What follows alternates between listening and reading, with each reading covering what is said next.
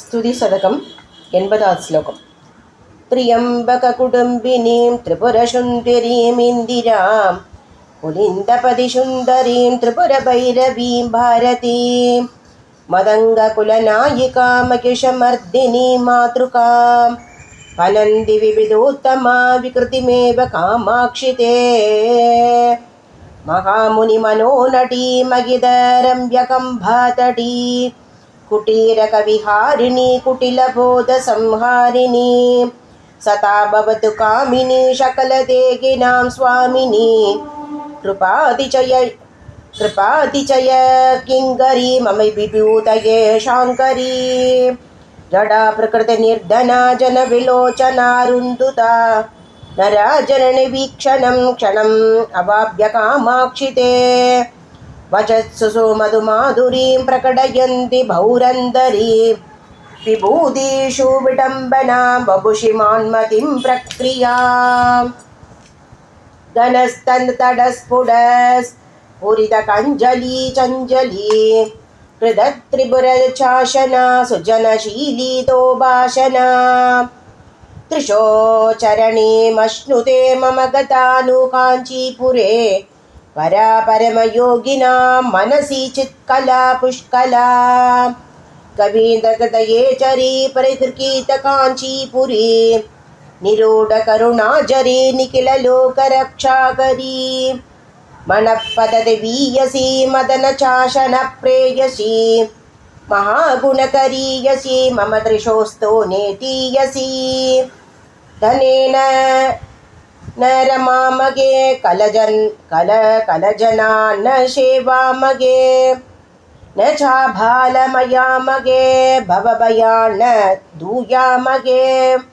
स्थिरान्तनुमहेदना मनसि किं चाञ्चीरत स्मरान्तककुटुम्बिनी चाणवल्लभो भाषणा सुरापरिजना वपुर्मनसि जाय वैरायते त्रिविष्टपनिदम्बिनीं कुचतडी चेलीगिरीः गिरस्सुरभयो वपस्तरुणिमा दरिद्रस्य वा कडाक्षस्सानौ क्षणं निपतितस्य कामाक्षि ते भवित्रय जगत्त्रये विविधबोधजीवातुभिः पुरत्रय विमर्तिनः पुलककञ्जूलितायिभिः भवक्षय विचक्षणैः यकशनमोक्षणैवीक्षणैः निरक्षरशिरोमणिं करुणयैव कामाक्षि मां कदा कलितकेलना करुणयैव काञ्चीपुरे कलायमुकुलद्विष शुभकदम्बपूर्णाङ्गुराः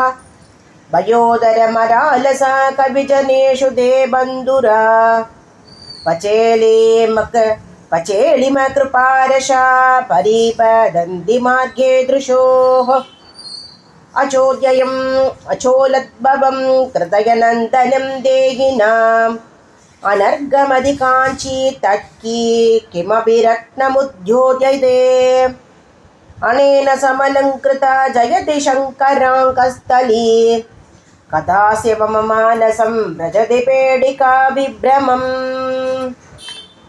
परामृतजरी प्लुधा जगति नित्यमन्त्रच्चरी नृणामभीमगिर्चरी परमशंवितेकात्मिका महत्पिरपरोक्षिता सततमेव काञ्चीपुरे ममान्वगमहं मदी मनसि पातु मागेश्वरी त्वमेव चदि चण्डिका त्वमसि देवि चामुण्डिका